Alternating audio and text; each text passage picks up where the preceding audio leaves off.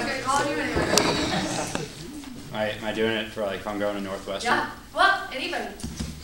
All right. All right. You got it. Hi, my name is Matthew Flavin, and I'm from St. Louis, Missouri. I'm an international business major, and I'm studying finance, in particular investments. And, I'm really here at the career fair looking for an internship where I can grow both professionally and as a leader, rather than doing my, typical internship of just getting coffee and stuff. And I would really hope that if I do well and I earn, some, where am I going with this? If I earn some respect within your company, I would really like a full-time job afterwards. Could you tell me a little bit about your internship program? Love it. Love it.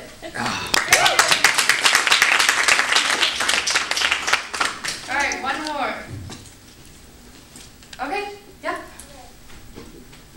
Thank you. No problem. Okay, hi. I'm actually an international student from China, so you might not be able to call my real name, but call me Cecilia. I'll be very happy with that.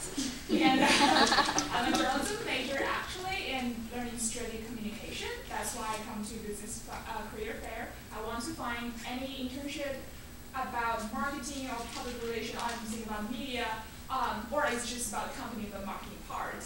I'm a sophomore right now, and what I want to get is just what I'm passionate about my career in the future. I want to get as much professional experience as possible.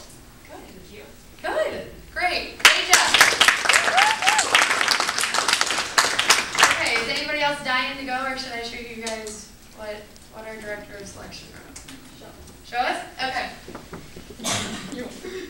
Okay, hi, firm handshake, right?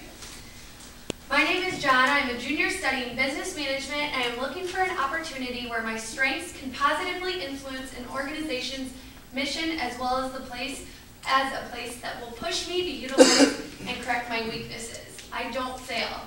I push myself to exceed expectations, and I can guarantee you dedicated to, what did he write? I can guarantee you dedicate time with me, and you will not.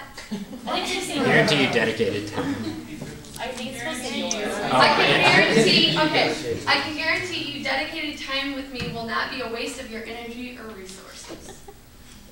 That guy's a little cocky, isn't he? Would you talk to him? If you were an employer, would you sit down and talk to him? No. No? I would. I would. I definitely would. He's way too full of himself. I definitely would. Somebody who has that type of confidence is going to be successful at whatever they do. Yes? Why? Why? Yeah. You want somebody who walks in, I promise you, confidence is everything. Confidence in the dating world, confidence in Greek life, confidence in the job market. That's what's going to help you. You don't want somebody who's pushy, but you want somebody who believes in themselves. If they don't believe in themselves, why would anybody else? Okay? This is not fitting for everyone, and I get that. Matt's was great. Cynthia? Am I right? Cecilia, I'm sorry. Hers was great. But you can say whatever you want. If you say it with the confidence like this has, you guys are going to get an interview. Okay? Yeah? So do you think Matt's confidence, does it ever get to a point where it comes off as cockiness? I have interviewed some people that I asked about their strengths, and they told me closing the deal. And I said, oh. But it's not about I promise you, it's not about what he said. It's about the fact that he was slouching in his chair when he said it. It's about how he carried himself. If you walk up and you're totally looking somebody in their eye, and you're not acting like you're better than whoever you're talking to, but you just know that you believe in yourself, that's the difference. That's what's going to separate it. Yes? Sorry to pick this person apart. No, you're good. But don't you think that doesn't say anything about himself besides the fact that he has confidence? Because it's saying like a bunch of fluff. Like he's saying fluff. He's not saying anything. He is saying that what he studies, right? Right. He's saying what year in school he is. I'm sorry. He's also saying that he wants to use his strengths. He doesn't know what company that company his strengths are. So this is a very generic one for something like a career fair. Okay. Talking to many different companies, no matter what their what their company does or what that strength would be needed there. Yeah. Is it better to give specific examples of your strengths if it's not so generalized like a career fair, like statistics and numbers that are like applicable to real life? Sure. So like maybe in an interview style setting? Yeah. Yeah, absolutely. When you sell yourself and then you get an interview, tomorrow's, what did I say? What is tomorrow about? Confidence. Selling yourself, right?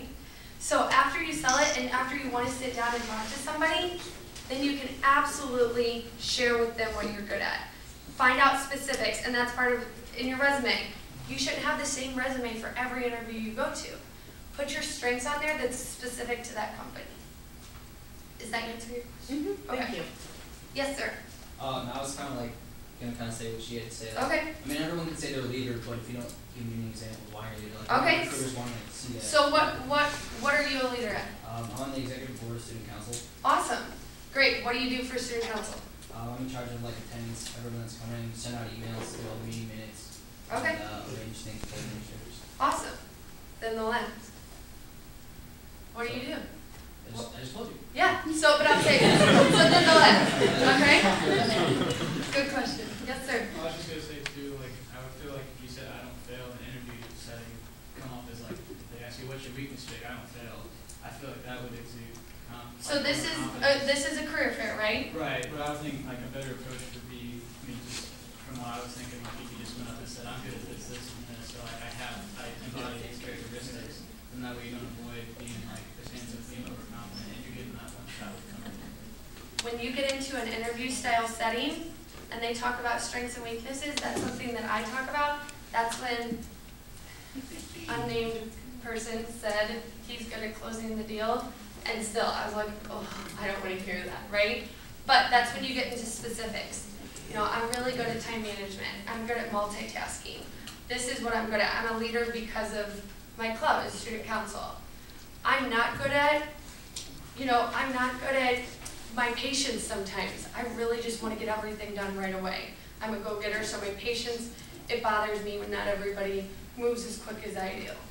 So things like that. So that's when you'll talk about those things. Okay? I do not go up tomorrow. The biggest fail is when people come up and they give me their elevator speech and they ramble. So they don't want to hear all that tomorrow until they ask. Okay? I think the best thing he says in there is about his weaknesses, where he says he's looking for a place that will push him to utilize and correct his weaknesses, because he's acknowledging that he has weaknesses and he wants to improve upon them. So if you're looking for an internship, that's something that they're looking for, so that would be a good thing to, The biggest thing I think, so if there's an elephant in the room, talk about it before they get a chance to talk about it, right? So if you're not good at multitasking, talk about it before they ask you about it. So for him to say, I do have weaknesses, he already said it before they even had a chance to critique him. Okay? Yeah? You said you don't like it when people ramble. About how long is an appropriate elevator speech? Under a minute. Under a minute? Yeah? Yep. At what point is it appropriate for you to hand in your resume? Okay, so go up, talk to them. Usually what happens with me, we'll have a conversation, we'll connect in some way. At the end of it, before you walk away, say, what's the next step? Do I need to give you my resume? Do I need to send it in to someone else, to your HR? Usually tomorrow, HR or the recruiters are going to be there. So from that standpoint, they'll probably just collect it from you. But sell yourself on paper before you give it to them. Yeah, in person. Yeah, I would give it to them. That's another thing for tomorrow. Kind of goes Is it without saying, necessary for you to give them your resume? Because lots of times, right, they just take it and put it in a file, right? Like they're doing with it. So say if you have it with them, or with you, you say, take a look, or how does that go about? So I take them and put them in a file, but I also write a little note on them after people walk away.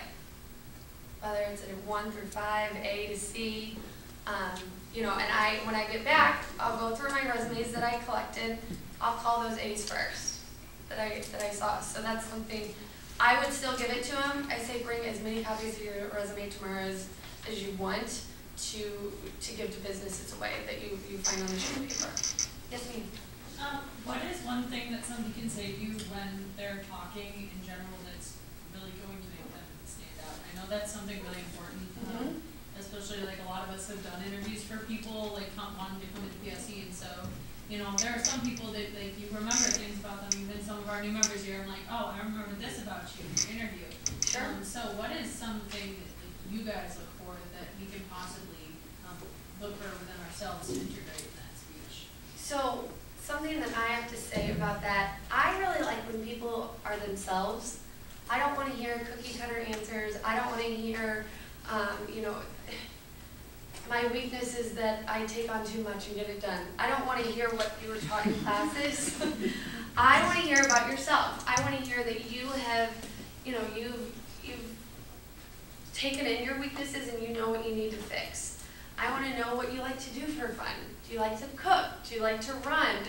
Do you like to, do you like to read? Great. What books do you read? Talk about things that you really like to do. Not necessarily that will separate yourself, but just specifics about who you are. Just be yourself. I think that's the biggest thing. Being real tomorrow is huge too. Yeah? How does stuff like that naturally come up? Like, I'm not going to be like, hi, I'm Anna, I really like to run. Yeah, right. So, from my standpoint, a lot of at Northwestern Mutual, a lot of our business, and Matt can attest to this, we are very relationship driven, not only with our clients, but within. So you'll feel that when you come up and talk to us. We want to get to know you. We want to talk to you. Do you fit into our culture? Whenever you're talking to somebody and they're very cold and kind of stoic, that's probably what a lot of their environment is, if that's the person they're sending to go talk to people. So I just know that from my standpoint, usually I'll talk to people, I'll ask them about, what do you like to do? What do you do on campus? Where are you from? Sometimes they give me their resume and I'll look and I'll ask them a question specifically. Oh, you're from Columbia, Illinois, where I'm from. You're from Columbia, Illinois? Oh my gosh, so am I. So I'll just start up conversation. If they start, just feed off of each other. Does that, I forget who asked that question. Does that answer your question? Okay. Any other questions, or are we good to go? Next one? Okay, resume. We talked a little bit about this. Cover letter. Only bring a cover letter tomorrow if you are 100% confident in it. You don't need a cover letter tomorrow. You're going to be your own cover letter, but it'll be a nice way. Nobody usually does it, so if you bring one, it'll make your resume stand out a little bit. But only bring a cover letter if you are 100% confident in everything it says. Don't just bring it for some words on a paper, okay? Clean and easy to read, obviously. Clear and concise should begin. What to include, talk about your volunteer work. That's huge. Talk about being in clubs, but hopefully taking positions within those clubs. If I hear that somebody's in social Greek life, not necessarily the business side of things, but the social Greeks, but they don't do anything within their Greek organization, I'm thinking, you just joined it just for fun. You didn't get anything out of this. So definitely talk about your volunteer work. That's huge. Clubs and positions. What not to include. Pictures. I got a resume last year. They went to the zoo and they wanted everyone to know that they went to the zoo because there was a huge tiger face on this resume. Don't do that. But at the same time, don't include blank space on your resume. Make sure that it's all filled up. I wouldn't keep it to one page unless you have a very extensive background. You're all in college, so that's probably not going to happen yet. But when you get to that point and you really have enough to put onto your resumes, but don't just keep rambling on a resume. Yeah? Do you think it's wrong to put a picture on a cover letter? On a cover letter? I mean, like, because for me, I'm a marketing major, so I'm going to be like selling to other people and kind of be the face of the company, so you don't want it. I've never gotten a cover letter with a like, picture. would that be something that stands out? Yeah, I think it would. I think it would help it to stand out.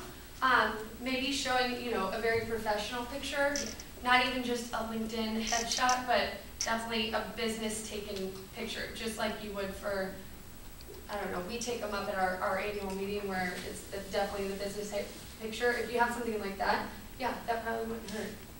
Okay? Yeah? What do you usually look for in a cover letter?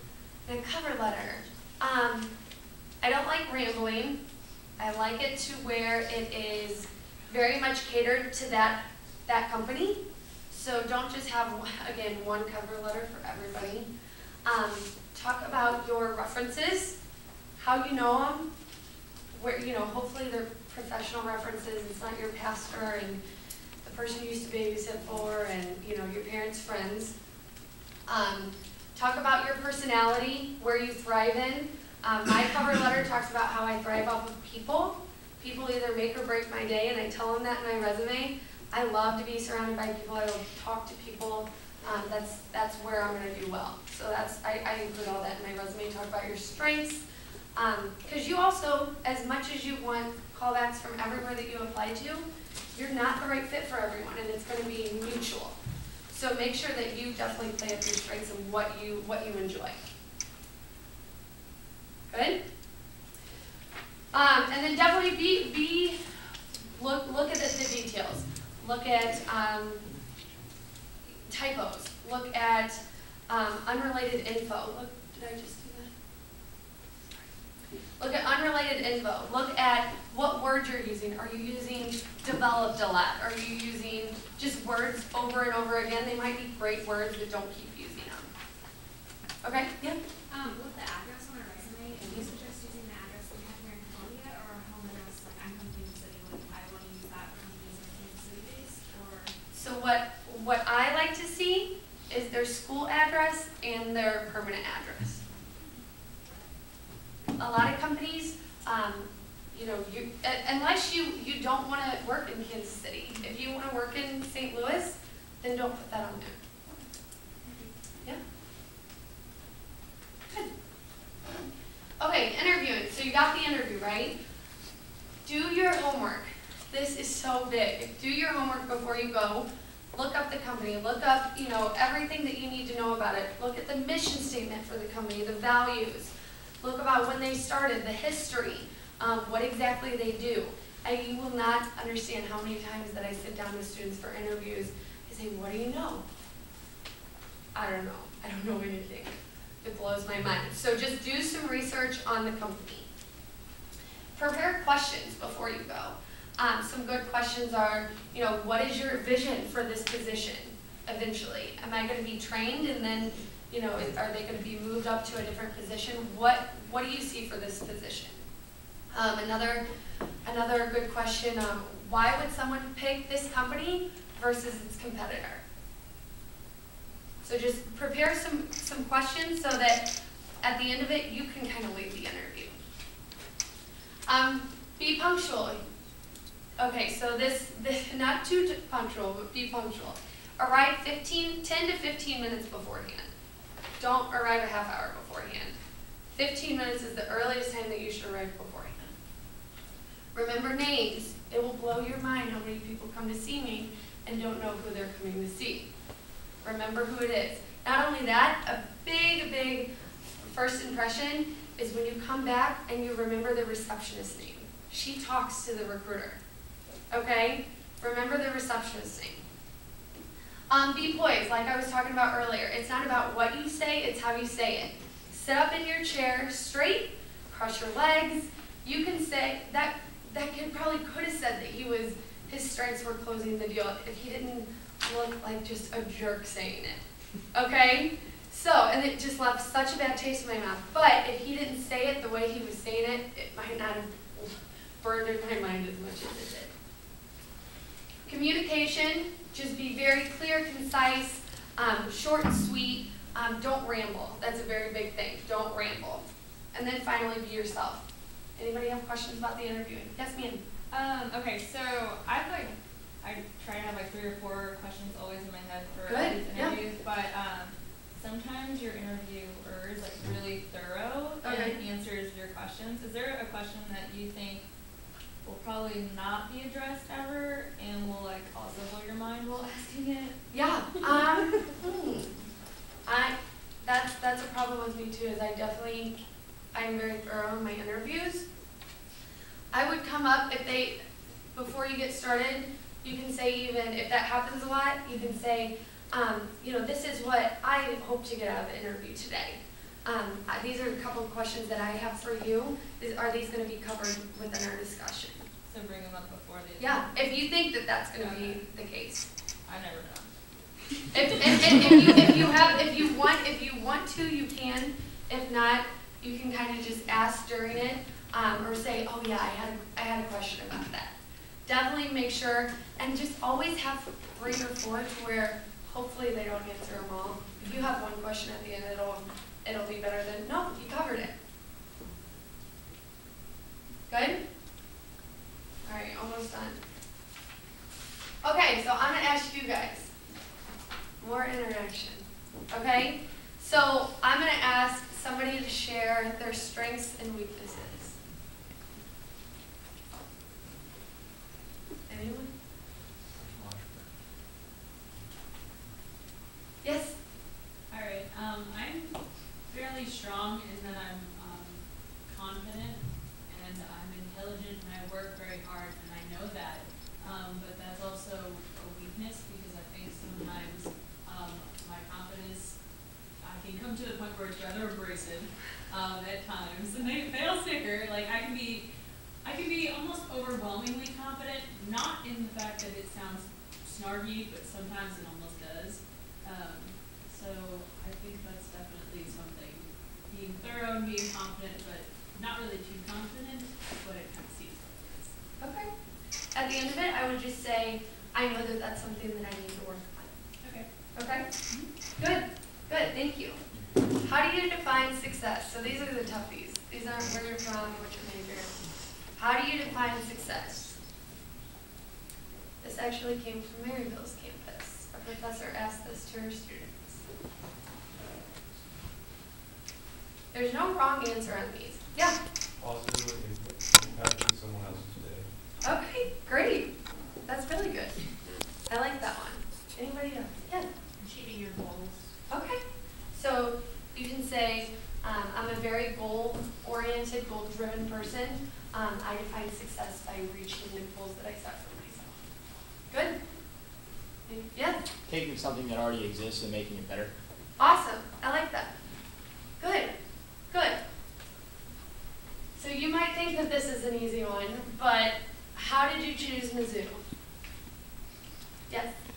I personally chose Mizzou to help build myself further and not just go to a school that all my friends went to, and I wanted to make it where I would be able to go and create new friendships and things like that beyond just setting in my comfort zone. Awesome. Love it. You even touched on what I was trying to get away from. So all my friends were going there. For local schools in St. Louis, a lot of times I hear money. I wanted to stay local. Your answer was perfect. Who's the biggest influence on your life?